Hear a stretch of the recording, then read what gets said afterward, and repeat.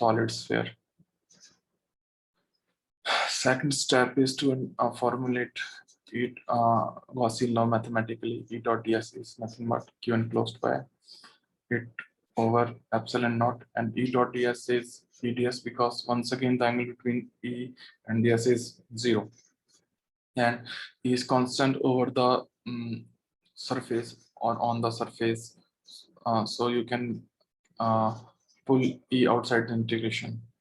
And the third step is to find the value of integral of ds, or the value of Gaussian surface, and q enclosed by and q enclosed by it, closed by Gaussian surface.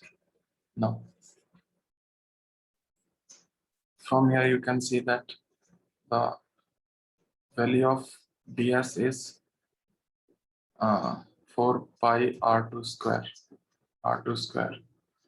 the value of Gaussian surface, the area of Gaussian surface, and the value of q enclosed by it is like the charge is spread inside the bulk, so the charge is spread in whole volume. So this time you have to find q enclosed by some unitary method. Like suppose rho is charge density per unit volume. This means rho is what? Total charge over total volume of solid sphere, which is 4 by 3 pi r cube. This is charge on unit volume. So charge enclosed by this sphere gonna be rho times volume of Gaussian surface. Volume of Gaussian surface, I am writing VR2, R2 in subscript. This means volume of Gaussian surface. So let me write here. So the value of integral of ds is 4 pi r2 square, and the value of q enclosed by it is rho times volume of Gaussian surface.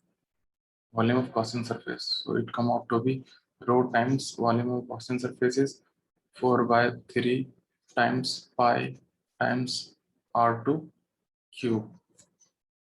Now you can put the value of q enclosed and integral of ds in second equation. This is our second equation. Okay, this is our first equation. So when you put the value of integral of ds and q enclosed in this expression, you will get the answer. E is outside the integration, and the value of ds is for 4 pi r2 square, and you have q enclosed rho times 4 by 3 pi r2 cube over epsilon naught. You can cancel out pi by pi and r2 square by r2 square, and you will left with just r2, and you have E equal to, and you can also cancel out 4 by 4.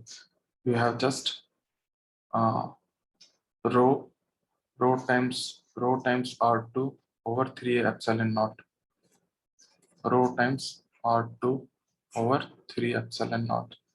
So this is our required answer in the form of rho.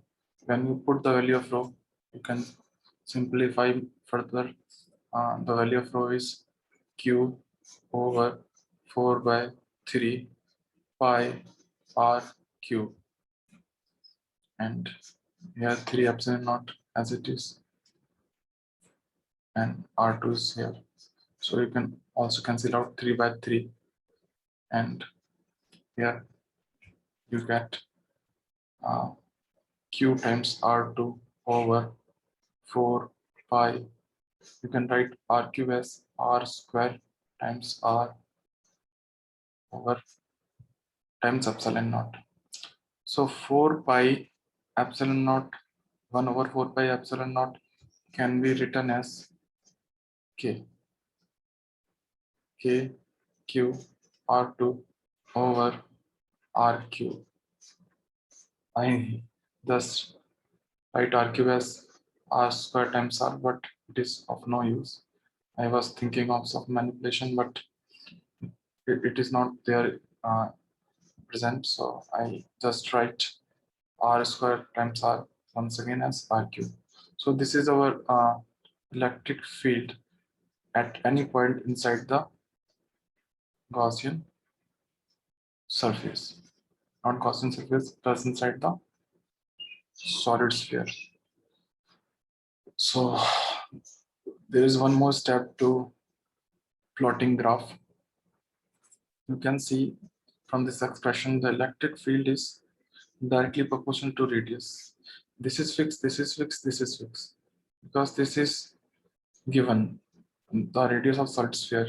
So the electric field varies linearly for inside point, and for outside point, it is varying 1 upon r square. So the graph you can plot gonna be like electric field versus radius, gonna be like it will behave linearly for inside point up to radius r.